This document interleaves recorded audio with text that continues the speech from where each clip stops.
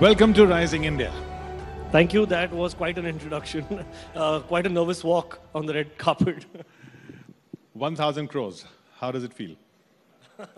It's not come to me, so I don't have that money. It's not come to me, but yeah, it feels great. It feels validating from a time where the industry, the film industry, actually was going through a transitionary phase, and we were wondering whether we've lost our audiences in theaters post the pandemic. So because the cinemas were shut for a very long time, and then we saw a phase where films उतनी नहीं चल रही थी. So Pathan has come and said that हम भी जिंदा हैं. तो वो कह रहे हैं आप सेवियर हैं बॉलीवुड के. मैं एक वर्कर हूँ and इंडस्ट्री में काम कर रहा हूँ, and that इंडस्ट्री अभी तक जिंदा है. So yeah, I'm grateful. But south Indian films बहुत चल रही थी और ये कहा जा रहा था कि अब हिंदी फिल्म्स का टाइम खत्म हो गया, अब इन लोगों का ये पक चुके हैं, थक चुके हैं, इनके पास सारे फॉर्मूला खत्म हो चुके हैं. तो ये चैलेंज बड़ा था. ये चैटर था obviously, and not without reason. हमारी पिक्चरें नहीं चल रही थी, बट जो हम एज एन ऑडियंस जो नहीं देख रहे थे कि साउथ की कितनी पिक्चरें नहीं चल रही थी, वो भी देखना चाहिए. साउथ भी उतनी ही पिक्चरें बनाता है. अगर हम साल में as an industry in India we make 900 to 1,000 films, Hindi पिक्चरें उनमें से 250 या 250 होती हैं, बाकी सब बाकी लैंग्वेजेस की होती हैं. तो साउथ की भी उतनी ही होती हैं, शायद ज़्यादा होती हैं. तो उतनी उनकी भी पिक्चरें नहीं चल रही थी. उनकी भी एक पिक्चर अगर हिट होती तो नॉइज ज़्यादा होता था, आई वुड से. तो हम सब सेम हैं. अच्छा, और ये जो बॉयकॉट का जो ट्रेंड की बात हो रही थी, वो कितना डरा रहा था आपको, और उसने आपको क्या और पंप अप किया कि नहीं हमको प्रूव करके दिखाना है? नहीं, ना हम डर रहे थे ना हम पंप अप हुए थे. हमें वो एक नॉइज़ था जिसे हम वाइट नॉइज़ कहते हैं, एंड हमें पता था कि हमारी फिल्म में ऐसा कुछ ऑब्जेक्शनेबल नहीं है.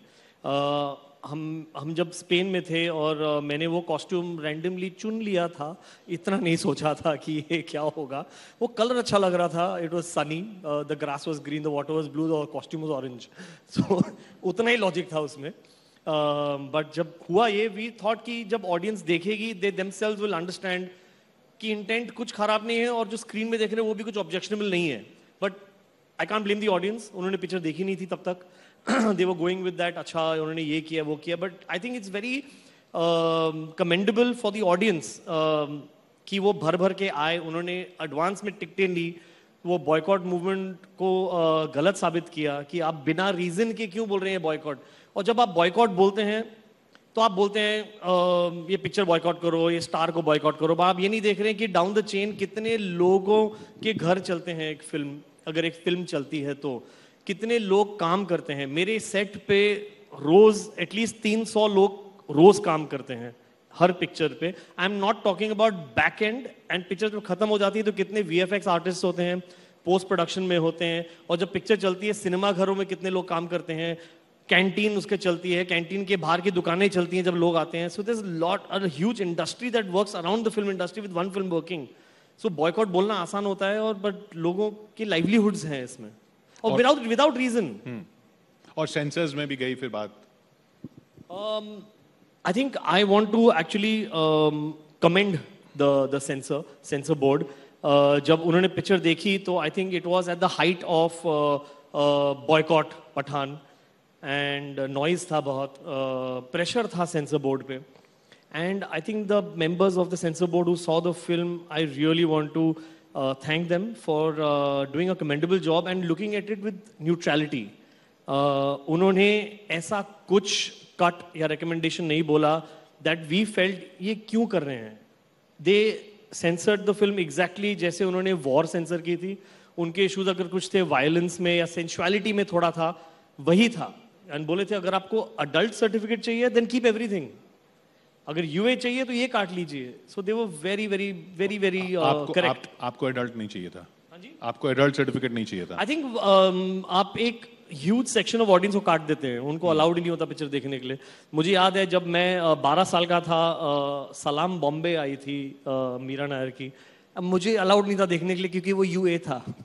सो I was allowed to see only U films, and I really wanted to see Salaam Bombay. I think till date I have not seen it. ये बताइए, आप फिर, क्योंकि आप इससे पहले भी कई फिल्में बना चुके हैं और सबसे बड़ी बात तो आपके बारे में ये कही जाती है कि आप ऐसे डायरेक्टर हैं जिसने आज तक फ्लॉप नहीं दी। Fingers crossed, touch wood. सारी की सारी हिट रही हैं और पठान ने तो सारे रिकॉर्ड ही तोड़ दिए। तो किस तरह के डायरेक्टर हैं आप? कई डायरेक्टर्स होते हैं कि कहानी देखते हैं, कई एक्टर्स देखते हैं। आप क्या सेट पे डायरेक्ट करते हुए एक्टर्स को बताते हैं कैसे करना है, खुद एक्ट करके दिखाते हैं? ये बहुत सारे सवालों के साथ में, पहले तो मैं कैसा डायरेक्टर हूँ? I am a director for the audience. I like to make films जो मैं शायद ऑडियंस में देखूं। मेरी पूरी family is like an audience that go to theatres and watch everyone's films. And मैं लिखता हूँ वो सोच के कि ऑडियंस कितना कम पकेगी ये पिक्चर देखने में, तो उनको पकाओ मत ज्यादा, उनको एंटरटेन करो, उनको एक कैसे ride पे लिखते ले जाओ। टाइम कैसे पता चलता है कि अब पक रहा है? और पढ़ते वक्त पता चलेगा आपको कि यार यहाँ पर, because we live with the film for so long. अभी अगर मैं पिक्चर शुरू करूंगा लिखने के लिए, ये 2 साल लगेंगे रिलीज होने तक, तो you have to keep that mojo alive for 2 years, and then through the process आपको लगता है कि यार यहाँ मैं पक रहा हूँ, यार यहाँ पर थोड़ी बोरियत हो रही है, यहाँ पर थोड़ा ड्रॉप आ रहा है, so you try and inject life into it, and it's a process of evolving. मतलब ऐसी क्या डाल देते हैं कि अब लोग सीटी बजाएंगे? Entertainment very important. तो मेरी पिक्चरें एंटरटेनमेंट होती हैं बेस्ड, बेसिकली गाने अच्छे होंगे, तो action लिखते टाइम अच्छा पता होगा। चल जाता है यहाँ पे सीटी बजने वाली है? अभी डिजाइन करना पड़ता है वो, जैसे अगर आप कपड़ा डिजाइन कर रहे हैं, आप एक चॉकलेट बना रहे हैं, तो यू नो दैट कि कहाँ पर कितना बैलेंस क्या होना चाहिए। So film making is also that, is business end of the day. आखिरी सवाल, ये स्पाई यूनिवर्स पर बहुत बात हो रही है, ऐसा भी होगा फिल्म आएगी जिसमें सलमान खान भी होंगे टाइगर वाले, और शाहरुख खान भी होंगे, और ऋतिक रोशन भी होंगे, और जॉन अब्राहम भी होंगे, और भी लोग होंगे, क्यों नहीं?